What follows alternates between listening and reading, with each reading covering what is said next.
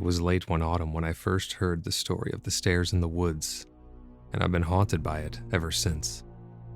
It all started with a trip to Dusk Hollow, a small, secluded area tucked away in the Appalachian Mountains, not far from the border between Virginia and West Virginia.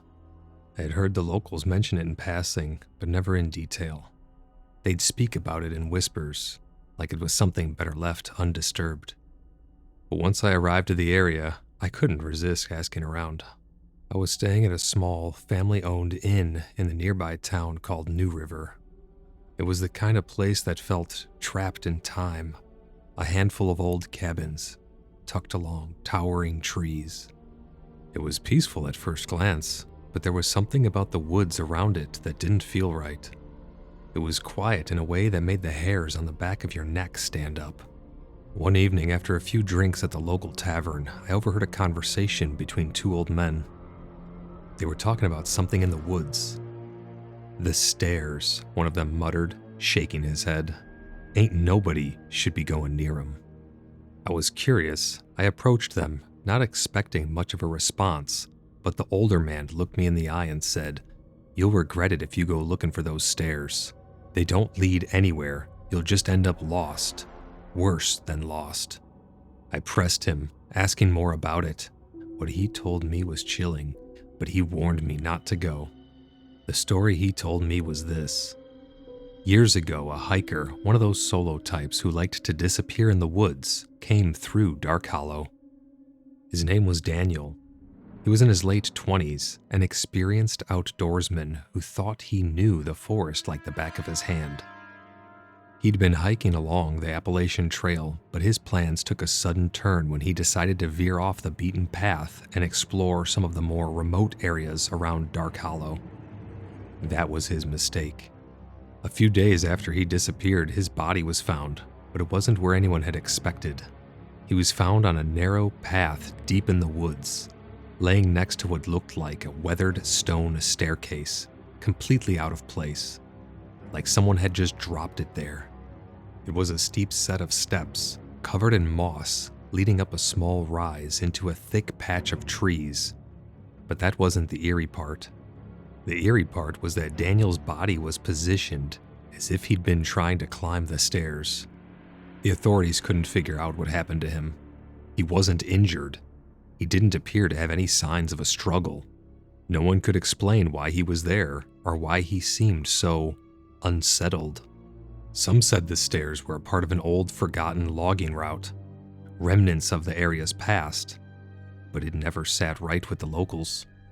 They insisted something had been off about the place. A few even claimed the steps were cursed.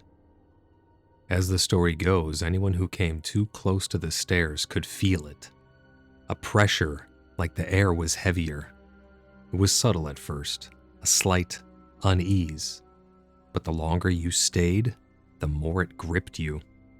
It wasn't just the unease of being in an isolated place either. It was something deeper, more ancient, as if the land itself was holding its breath. That's when I decided to see the stairs for myself. I didn't think much of it at first. I had a map of where they were located, off a small, almost forgotten trail that was tucked away in the woods outside Dark Hollow. It was a steep, winding path that quickly became overgrown. No one else seemed to be out there. It was just me and the trees, the faint whisper of the wind, and the occasional creak of a branch. I found the stairs just after midday. I can't explain why, but when I saw them, I froze. They were there, just like the old man had described. Stone, worn, and moss-covered. They led up into a thick canopy of leaves. The air around me felt heavy, thick, like I was walking through water. There was no sound in the forest once I reached the stairs, not even the usual chatter of birds or insects. I don't know how long I stood there, just staring at them.